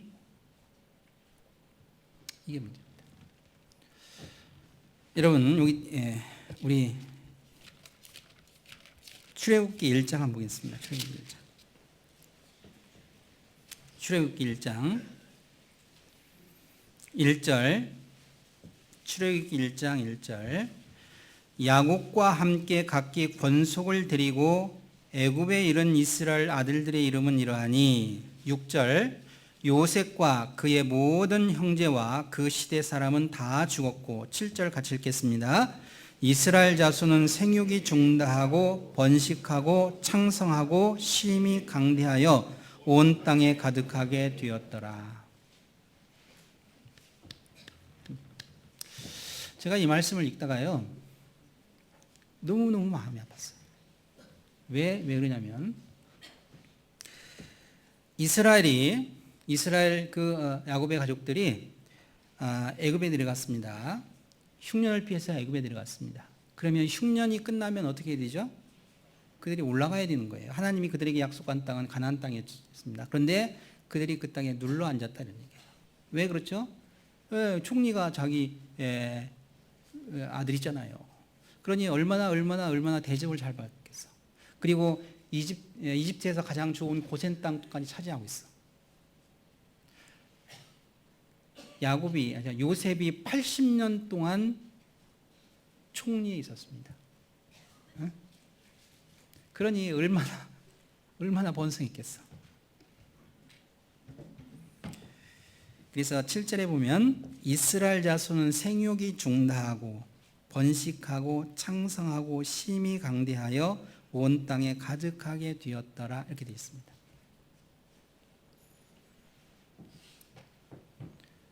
여러분 이게 얼마나 좋은 말이에요. 생육이 중다하고 번식하고 창성하고 심히 강대하고 온 땅에 가득하고 그죠? 너무너무 잘 됐죠, 그죠? 너무너무 잘 됐습니다. 여러분 우리가 자녀가 이렇게 잘 되면 얼마나 좋아. 그렇죠? 잘 되면 얼마나 좋아. 근데 번지수가 잘못됐다 이런 얘기예요. 번지수. 여러분 이스라엘이 창성해야 할 곳은 이집트가 아니다 이런 얘기예요. 이스라엘이 창성해야 할 곳은 고센 땅이 아닙니다. 이스라엘이 창성해야 할 곳은 어디란 얘기죠? 여러분 가나안이어야 되는 거예요. 이스라엘이 번지수를 잘못 찾아서 엉뚱한 곳에서 창성했습니다. 이 일로 인해서 결국 어떤 일들이 벌어졌죠? 그들이 400여 년 가까이 종살이를 해야 되는 그런 결과가 초래됐다 이런 얘기예요. 그리고 그 일로 인해서 결국 하나님의 영광이 올라간 것이 아니고 바로의 영광이 올라갔습니다. 그리고 그 일로 인해서 또 그들은 400여 년 가까이 하나님과 뭘 못했다는 거죠? 교제를 못했다니까.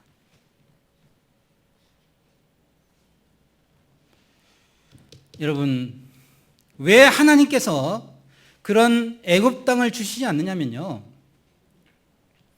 우리가 만약 그런 창성한 이 세상에서 우리가 창성하면요, 우리가 하나님께 부르짖을까요? 아니면 더 세상으로 나갈까요? 더 세상으로 나갑니다. 여러분 우리가 세상적으로 잘 되면 그것이 우리가 저주받는 원인이 됩니다. 그래서 하나님께서 그런 열악한 곳, 척박한 땅으로 하나님이 보내셨다 이런 얘기예요. 그래서 누구만 바라보도록 하기 위해서? 하나님만 바라보도록 하기 위해서. 그렇죠. 하나님만 바라보기 위해서 그런 땅을 주셨다니까. 여러분 우리가 언제 기도합니까? 언제 하나님께 더 바짝 기도합니까? 언제 우리가 하나님께 더 간절히 기도합니까? 우리가 평안할 때입니까? 우리가 고난이 없을 때입니까? 우리가 눈물이 없을 때입니까, 여러분? 그게 아니잖아요, 여러분. 우리가 언제 부르짖냐면요, 우리가 한테 눈물이 있을 때, 고난이 있을 때 우리가 부르짖잖아요, 여러분. 응? 우리가 여러분 이스라엘이 애굽에서 창성함으로 그것이 가장 큰 저주의 원인이 됐습니다. 하나님이 아신다니까. 그래서 그들을 인도하셔서요, 그런 고센 땅과 같은 곳으로 인도하시지 않는다니까, 하나님이. 그래서 오직 누구만 의지하게, 하나님만 의지하게, 하나님만 향해서 부르짖게, 하나님을 향해서 기도하게 하기 위해서 여러분 그런 땅을 주셨습니다. 아시겠죠? 그래서 하늘에서 비를 내려서, 하늘에서 비를 내린다는 것은 누가 내리시는 거죠? 하나님이 내리시는 거잖아요. 하나님이. 뭐하고 비슷하냐면 이런 거예요. 이 관계가 어떤 관계냐면요, 엄마 품에 있는 아기와 엄마의 관계예요, 여러분. 그렇죠? 여러분, 아기라고 하는 존재는 얼마나 열악한 존재야. 그러나 이 아기가 엄마 품에 있는 한, 엄마 보호 안에 있는 한 안전한 쪽이죠. 이 아기가 해야 될 것은요, 부르짖기만 하면 돼, 울기만 하면 돼. 배고프면 어떻게 하면 되죠? 어떻게 하면 된다고요? 누구를 향해서? 엄마를 향해서 울기만 하면 돼. 그렇죠? 엄마한테 울기만 하면 돼. 그러면 엄마가 어떻게 해요? 쳐주잖아요. 아프면 안 해보셨나? 그죠? 아프면 엄마한테 또 향해서 울면 돼요. 졸리면, 또 추우면 또 엄마를 향해서, 졸리면 엄마를 향해서 울기만 하면 돼. 그러면 누가 다 해준다는 거죠? 엄마가 다 해주잖아, 엄마가요. 아시겠죠? 하나님이 이렇게 해놓으셨다니까. 그래서 하나님도요, 다른 데 보지 아니하고 하나님을 향해서만 부르짖게 만들었다, 이런 얘기예요. 그래서 이런 척박한 땅으로 어떻게 해요? 인도하셨다니까, 인도하셨어. 응?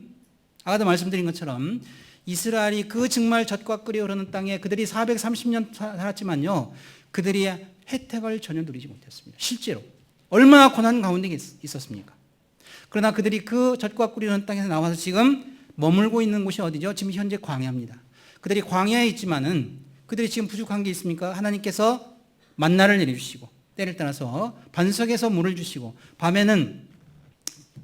낮에는 구름 기둥으로, 밤에는 불 기둥으로 그들을 보호하시고, 그들의 발이 부르지 아니하고, 그들의 옷이 헤어지지 아니하고, 그들이 그곳에서 하나님을 섬기고 있잖아요. 그럼 여러분, 실제로 젖과 꿀이 흐르는 땅이 가나안 땅입니까? 지금 광야입니까? 광야잖아요, 여러분. 여러분, 만약에 5성 호텔, 7성 호텔, 10성 호텔 한번 있다고 해보세요. 아주 좋은 호텔이 있어. 아무리 좋은 호텔이 있다 하더라도 지금 그곳에서 가장 힘든 일을 하고 있다고 생각해 보셔요. 그러면 그 호텔 혜택을 누릴 수 있어요, 없어요? 그게 무슨 의미가 있습니까, 여러분? 그러나 여러분, 보잘것없는 그런 곳에 있다 할지라도 내가 가장 좋아하는 사람, 내가 가장 사랑하는 사람과 같이 있으면 그곳이 어떤 곳이죠? 그곳이 낙원이잖아요, 여러분. 그래서 하나님께서 여러분 정말 젖과 꿀이 흐르는 그 고센 땅에서 그들을 이끌어내셔서 척박한 가나안 땅으로 인도하여 들이시면서 그곳을 뭐라고 부른다는 거죠? 이곳이 젖과 꿀이 흐르는 땅이다라고 말씀하고 있습니다. 왜 그렇습니까? 그곳은 부족함이 없는 것이죠. 하나님이 권고하신 땅이고, 하나님께서 세초부터 세말까지 하나님의 눈이 고정되어 있는 곳이고, 그리고 그들이 하나님께만 부르짖으면 하나님께서 때를 맞춰서 어떻게 하신다는 거죠? 이른 비와 늦은 비를 내리심으로 그들이 어떻게 합니까? 그곳에서 번성할 수 있도록 해주셨어요. 그러나 우리가 역사를 통해서 뭘 합니까? 그런 땅에 인도하였음에도 불구하고, 그래서 그들이 때를 맞춰서 하나님께서 이른 비와 늦은 비를 내림으로 인해서 그들이 그 땅에서 번성하니까 또 어떻게 했다는 거죠? 그들이 속기 떠났잖아요. 그런 땅으로 인도하였음에도 불구하고. 그래서 저도 이제 교회 안에 있으면서요, 좀 안타까운 것들이 이런 겁니다. 우리가 부모로서요, 누구든지 자녀가 잘 되기를 바라는 것은 그건 누구나 바라는 겁니다. 그렇죠. 자녀가 잘 되기를 누구나 바라죠. 그런데 자녀가 잘 되기를 바라는 것은 맞지만은 여러분 그 자녀가 우리가 주님 안에서, 하나님 안에서, 신앙 안에서, 교회 안에서 잘 되기를 바라야 되지. 여러분 세상에서 잘 되기를 바라면 결국 여러분 자식이 잃습니다. 제가 교회 안에서 너무너무 많이 보는 거예요. 우리 우스갯소리로 이런 얘기 있잖아요. 잘난 아들, 국가의 아들, 돈 잘 버는 아들, 사돈의 아들, 빚진 아들, 내 아들. 그런데 여러분 그 빚진 아들이요, 빚진 아들이 효자라니까. 그 빚진 아들이 자식 모시더라고. 그렇죠? 예. 우리 그 속담 중에 등 굽은 소나무 고향 지킨다 그 말 있잖아요. 잘난 소나무 다 팔려갔어. 그렇죠? 예.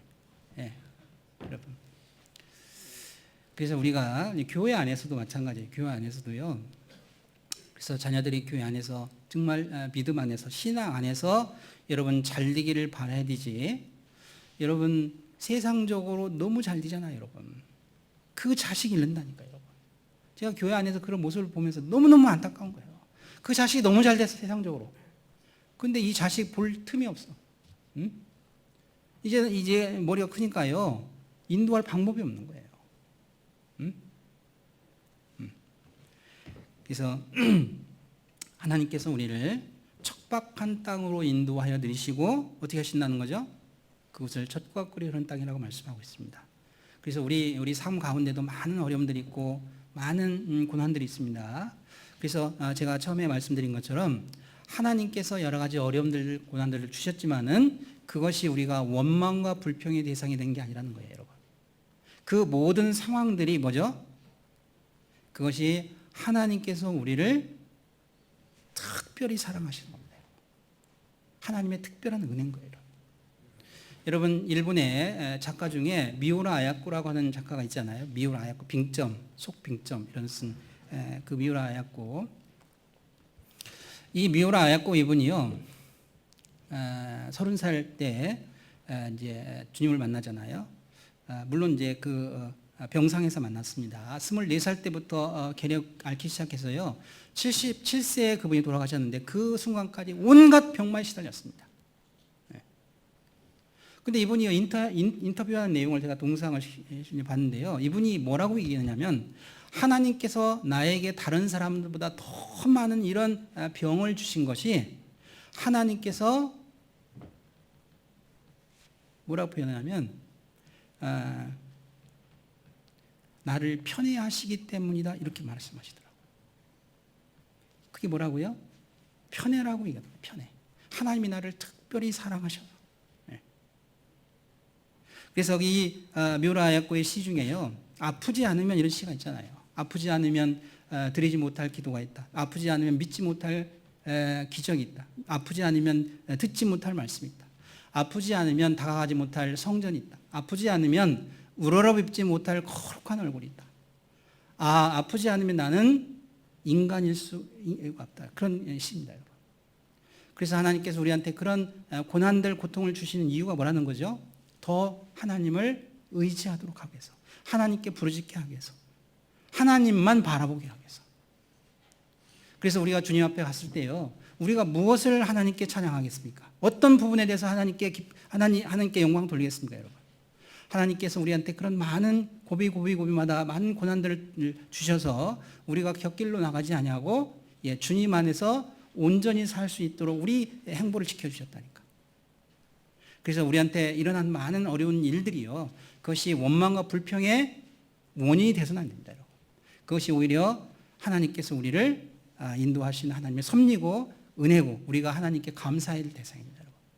그래서 올 1년 한 해도 우리한테 이제 크고 작은 많은 어려움들이 있겠지만요, 우리가 그런 일들을 하나님께서 나를 성찰하도록, 내가 더 온전히 주님을 의지하도록 하나님께서 나를 인도하시는 섭니다라고 생각하고 우리가 늘 항상 감사하고 늘 우리가 기뻐하고 하나님께 영광 돌리는 우리 삶이 됐으면 좋겠다 이렇게 생각이 됩니다. 기도하고 마치겠습니다. 언제나 우리를 사랑하시는 고마우신 하나님 아버지 참으로 감사를 드립니다. 우리를 구원하셨을 뿐만 아니라 또 우리가 주님 앞에 서는 그 순간까지 우리의 행보를 늘 지켜주시는 것 더욱 감사를 드립니다.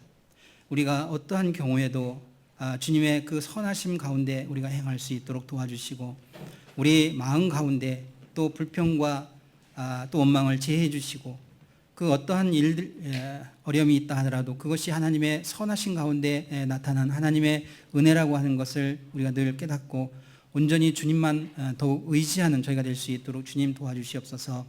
특별히 이곳 정읍에 하나님께서 하나님의 귀한 교회를 허락해 주셨습니다. 이 교회를 통해서 또 이 지역에 이루어진 더 많은 사람들에게 힘있게 복음이 증거되는 귀한 교회로 주님 세워주시고 또 앞서 일하시는 우리 담임 목사님 위에 더 큰 능력과 또 지혜를 허락해 주셔서 능히 그 일을 행하는 데 어려움이 없도록 늘 도와주시기를 또 주님께 기도합니다. 이 시간 위에 모든 일정들 또 주님께 의지하면서 언제나 우리를 사랑하시는 예수님의 이름으로 기도합니다. 아멘.